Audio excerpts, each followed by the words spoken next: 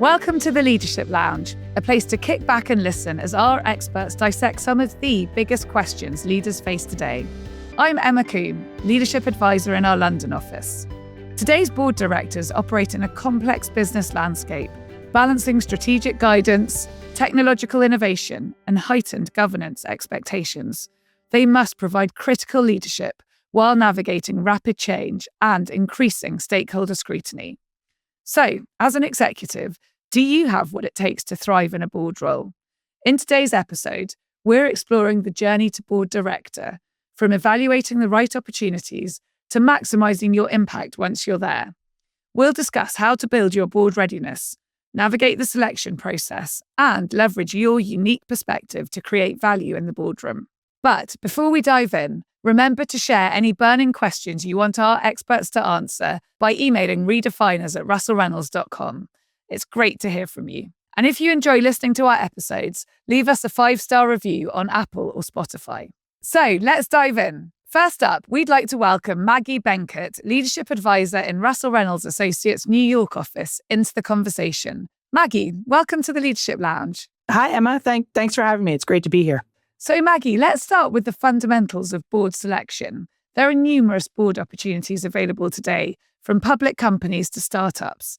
How do you advise executives to evaluate whether a board opportunity is the right fit, both for their career goals and for meaningful impact? So when I'm advising executives who are thinking about board service for the first time, I tell them to ask themselves 3 questions. First, what do I want to get out of this experience? How does serving on a board support my overall career goals?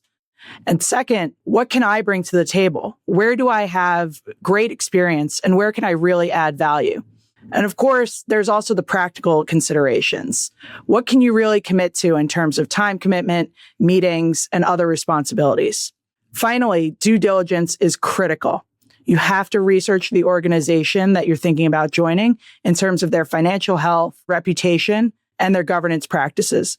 It can be really hard to get recruited to a board when you have no experience, but it's even harder when you have experience with a company that's done damage to your personal reputation or where you weren't able to make a graceful exit. Absolutely spot on, Maggie. As a serving executive, you need to evaluate whether a position is something that will enhance or damage your personal reputation. And of course, you also have to be really mindful of the time that's required. It's so important that we have a good balance of serving executives on boards, but there also need to be a good number of individuals who are in the portfolio mode or retired mode who can give more time. When I'm advising first-time non-executive directors, I make sure they're aware how much the workload can fluctuate, particularly during critical periods like acquisitions or leadership transitions. Understanding this helps both the business and the individual make sure that everything can be set up for success. We'd now like to bring our second guest into the conversation, Ed Mason, Leadership Advisor at Russell Reynolds Associates London office. Ed, welcome to the Leadership Lounge. Emma, thanks for having me. Ed, building on what Maggie said about finding the right board opportunity, what's your perspective on how executives should evaluate potential board roles? I advise clients and candidates to be really quite selective about taking a board role. You want to find an opportunity where you can add considerable value, but it's also developmental or stretching for you and helps support you in your career.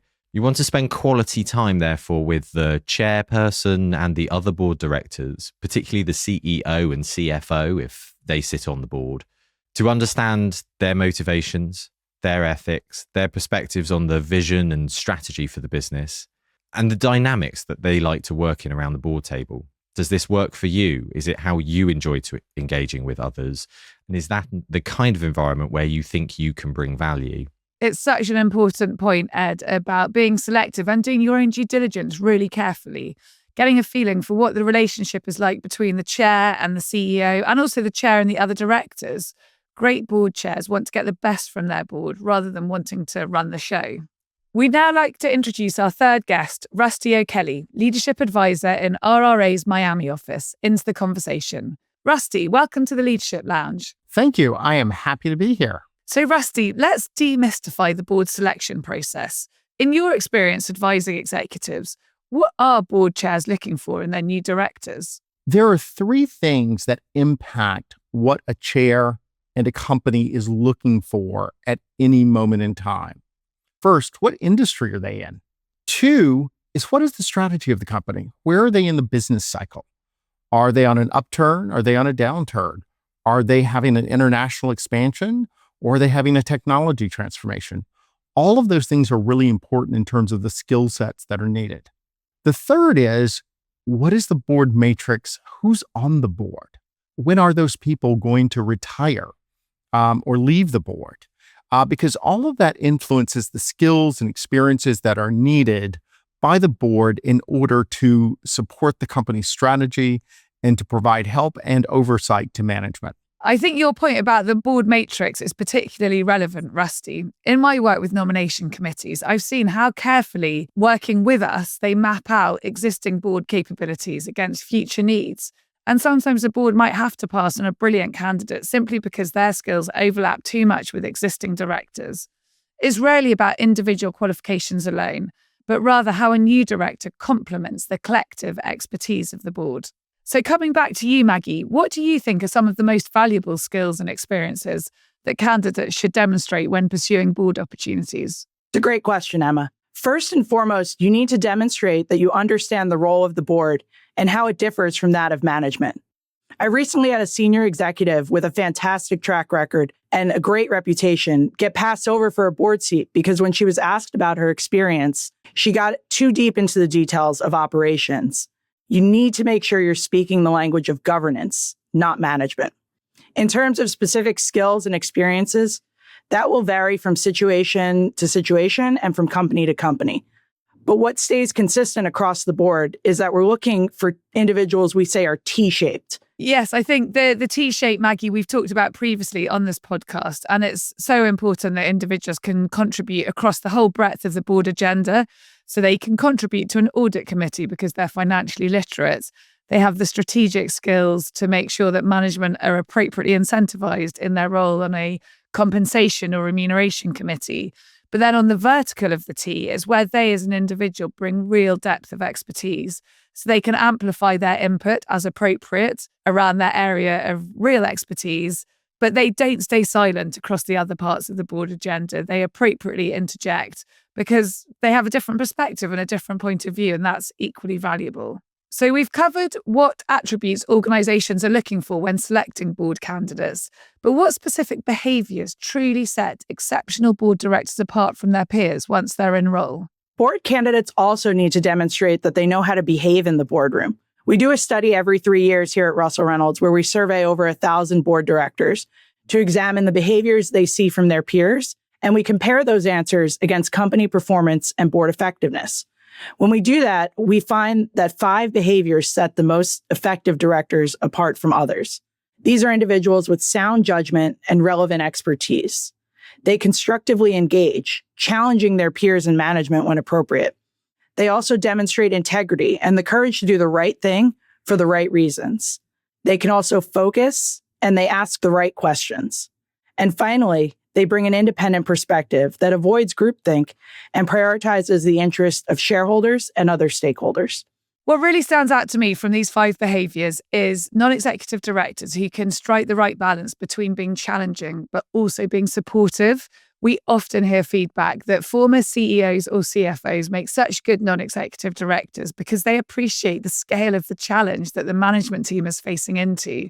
And they are not just asking questions to prove a point and creating a certain level of defensiveness between the non-executives and the executives. It's about pushing the executive management to be the best they can be while still being supportive. And the last thing that a management team needs coming out of a board meeting is a huge list of additional questions to respond to that takes then a lot more time from their teams when they should be facing into driving the business forward. I think great boards focus on a few key issues and really add value by being as much supportive as they are challenging to the leadership teams.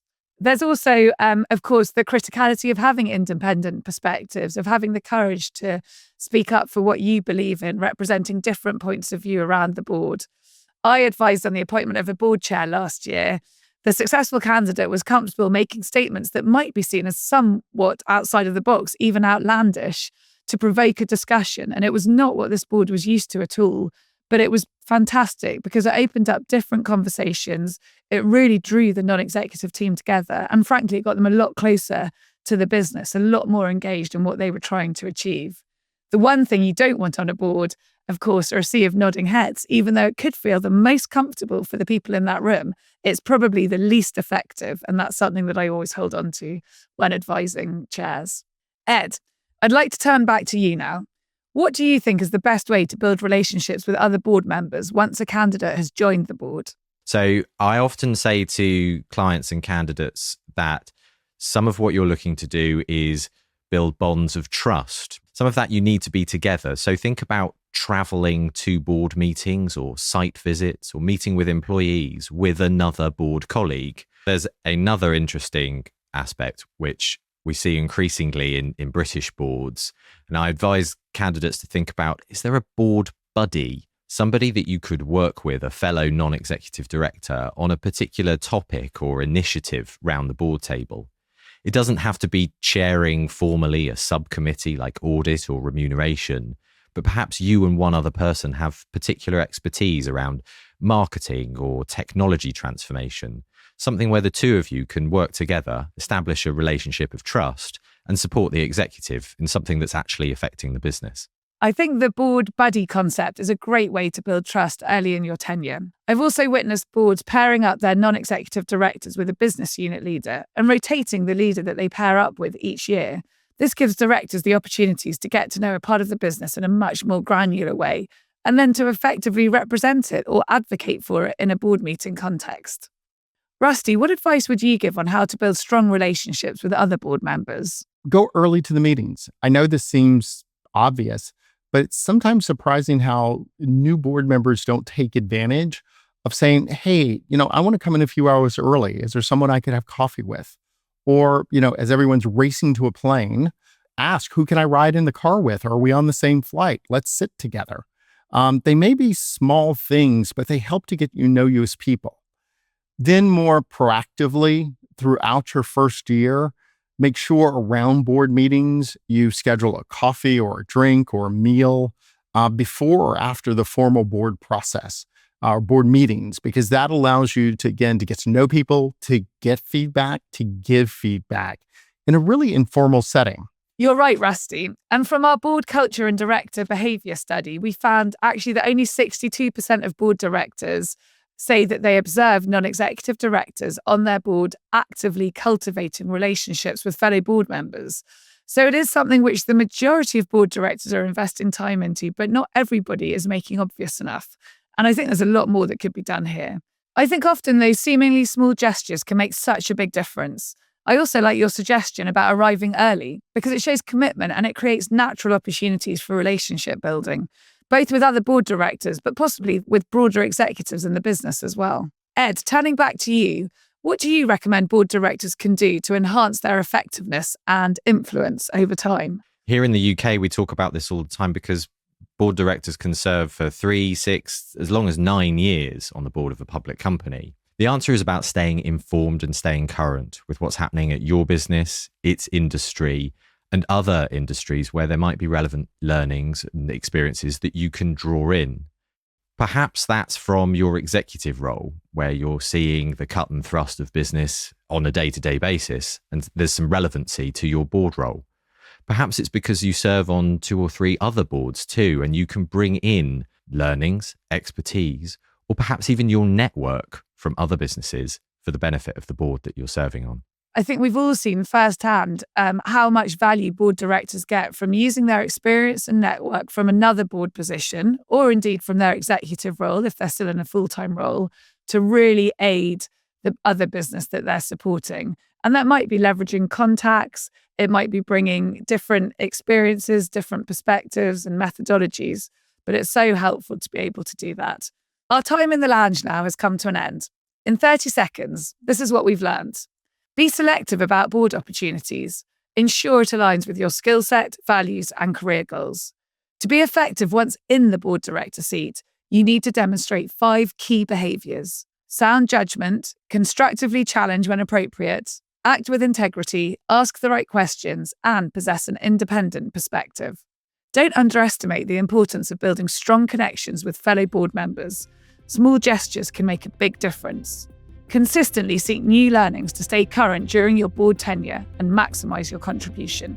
If you have any topics or burning questions you'd like us to cover in future episodes of Leadership Lounge, then get in touch. Email your questions to redefiners@russellreynolds.com. And if you've enjoyed listening to this episode, leave us a 5-star review on Apple or Spotify. You can find us on LinkedIn and follow us on X @RRA on Leadership. You can also find us on Instagram @Redefiners Podcast. Until next time, goodbye.